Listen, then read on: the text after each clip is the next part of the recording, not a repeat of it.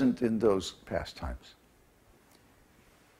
The Svakiya mood of married love is there. In Dwarka, Krishna takes so many queens, marries so many beautiful princesses, and that mood is also conjugal love, but it's not considered as elevated as the Parakiya rasa, Parakiya lila, in Vrindavan between Krishna and unmarried girlfriends. Or if they are married, they're married to somebody else. So what is this all about? Well, in Vedic society, if there's a relationship, a romantic relationship between a man and an unmarried woman, or a woman who's married to somebody else, this relationship is considered especially strong and intense because of its danger, and because a woman is basically giving up her chastity, giving up her religious principles, and may even have to give up her connection with her family, and this is pretty much devastating for a woman in Vedic society. But of course, the spiritual world, we always have to remember, is the reflection, or the material world is the reflection of the spiritual world. So in the spiritual world, the things that are higher appear in the material world as being lower. See? So the unmarried love of Krishna and the gopis is higher in the spiritual world. But if we imitate that unmarried love, this is morally reprehensible in the material world. See? This is against the principles of religion. And if we act against the principles of religion, we cannot make any advancement in spiritual life. That's why we have one of our principles is no illicit sex. That means no sex life except for bringing a highly elevated soul into the world by means of the garbhadhana samskara. We've gone over this so many times also. So the point is that Krishna appears to display these very special pastimes, which are very difficult to understand unless you read the books of the six Goswamis. And that's what we're doing. We're studying the Bhakti Rasamrita Sindhu, the nectar of devotion. And we're going through systematically, and we're trying to understand the science of rasa. Rasa is the emotional, ecstatic, loving relationship between the soul and Krishna. And this kind of loving relationship is very, very complicated. There's so many different aspects to it, you know. And we have to know all of those different aspects and flavors of love to effectively please Krishna by our devotional service. If we just try to love Krishna in the same way that we would love somebody in this material world, it's not going to work out, because Krishna has very special needs. I mean, he's a connoisseur of love. In fact, that's all Krishna does, is engage in beautiful pastimes of love with his devotees.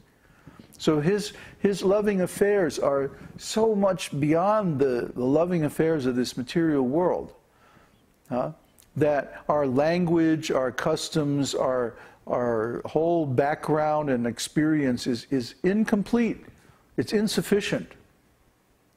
We would never be able to please Krishna if we don't have some special knowledge of his particular requirements, and especially the high standard of purity and dedication that Krishna requires.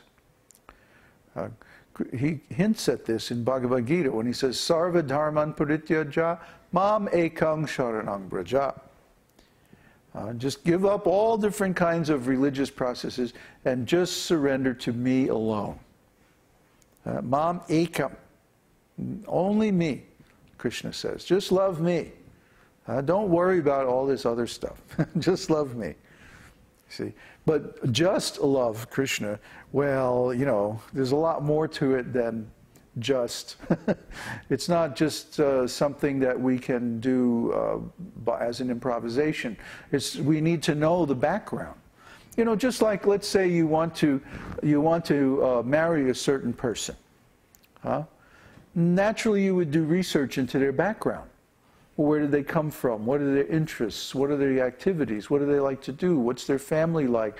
What's their home life like? What, where do they come from? What's the economic circumstances and political circumstances and everything about them. Nowadays with Google, it's very easy to look up on Google and see what's the background on any particular person. Especially if they're active on the internet, it's very easy to find. You Google David Bruce Hughes and see what you find. Music. Hundreds and hundreds of listings of music.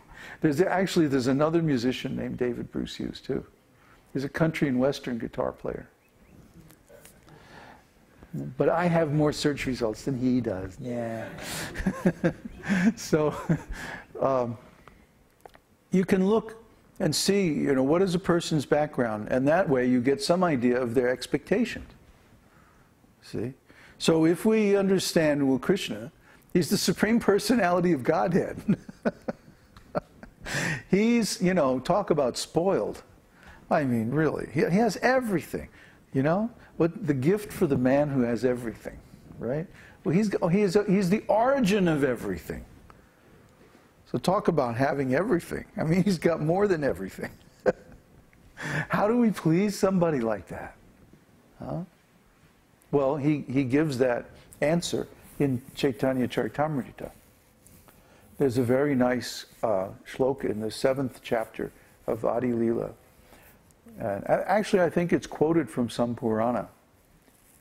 But anyway, Krishna says, love, which is blunted by following the regulative principles of the scriptures, does not satisfy me.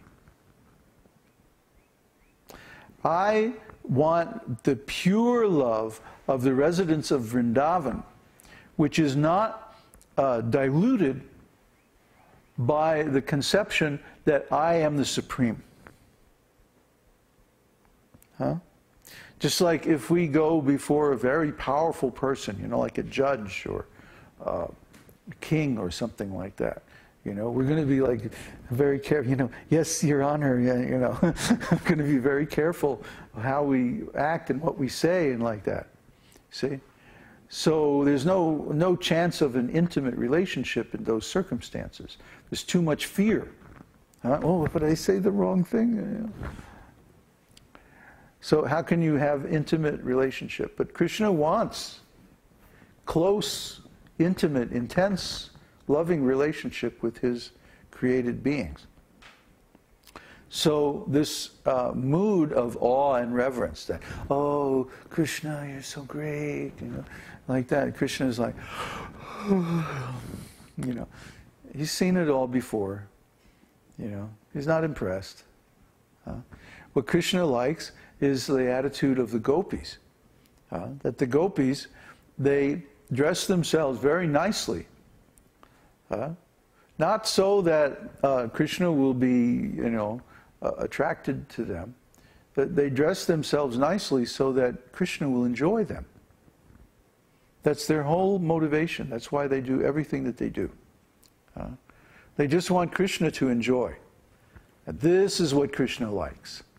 When someone has this attitude that, oh, Krishna, and if they're not, they don't have to be afraid of him. Try to understand.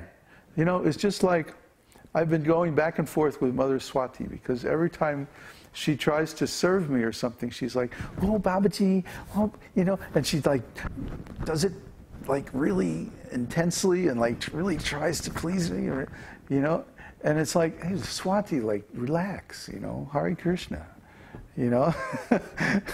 I'm not going to bite, just take it easy, And my boys know that have lived with me in the ashram that, we're cordial. It's not that I don't want them oh, Babaji, oh, please, oh God, give me a break. It's just too much drama, So the mood that any intelligent person wants to be surrounded by people who have a nice, cordial relationship with him. It doesn't want all this formality there. That, tell you the truth, that's for people who are very, very immature. Like these dictators, you know, and materialistic, power-oriented people. You know, they want everybody to be afraid of them. But this says that they have some deep feeling of inferiority. A person who is actually in a superior position doesn't have to demand respect. They don't have to demand that people should be afraid of them. If they're really in a higher position, you know. Now, if they're pretending to be in a higher position, I could see maybe they would want to, like, you know, browbeat the people around them so that they're in fear all the time. But a person who is actually in a higher position, he doesn't care. Krishna doesn't care. He's always